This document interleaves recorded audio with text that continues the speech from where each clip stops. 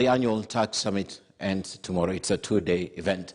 Stakeholders within the local tourism sector has expressed optimism that it will make a recovery during the upcoming festive season. This follows relaxation on travel restrictions by key tourism source markets, including the US and the United Kingdom. This is definitely good news for workers within the sector, with hotels expected to rehire staff who were laid off at the height of the pandemic, as Brenda Kerubo now reports.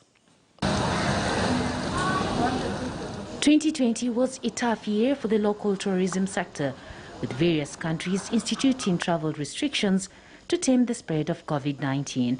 These restrictions had a direct impact on hoteliers, whose fortunes dwindled as global flights grounded to a halt. As a result, thousands of workers were sent home as hotels were unable to sustain salaries.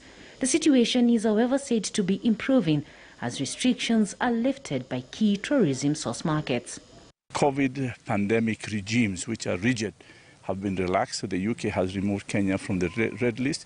I want to say that thank you very much and we appreciate. So we'll see more tourists from the UK coming in.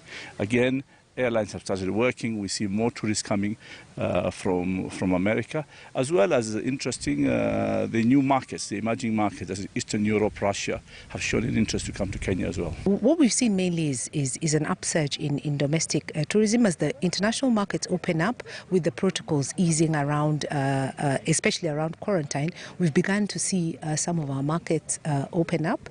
We've had visitors from the US with the recent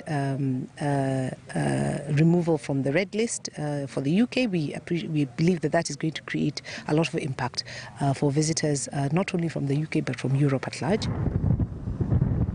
At the Amboseli National Park in Kajiado County, operators whose main offering is game drives, set against the backdrop of the scenic Mount Kilimanjaro, are already beginning to see an increase in bookings.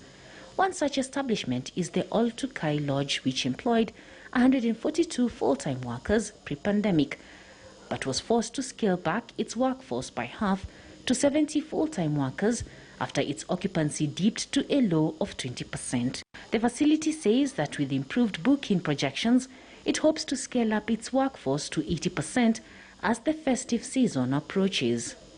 Definitely improving from what we saw last year.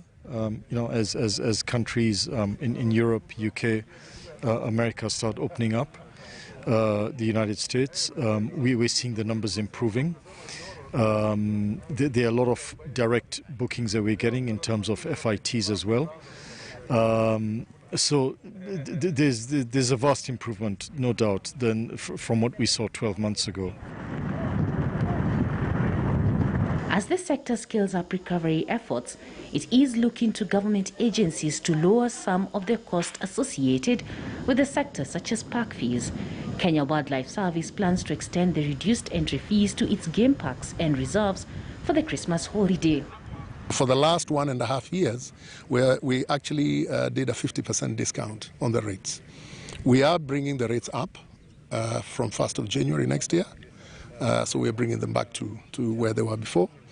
But I believe by that time we'll have generated enough interest for Kenyans to want to go and visit. And if you compare to other countries, actually ours is really, really minimal.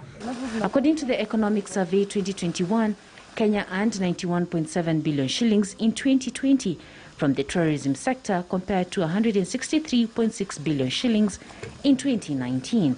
Tourism is a key foreign exchange earner and contributes 10% to the economic output. Brenda Kerubo, KTN News.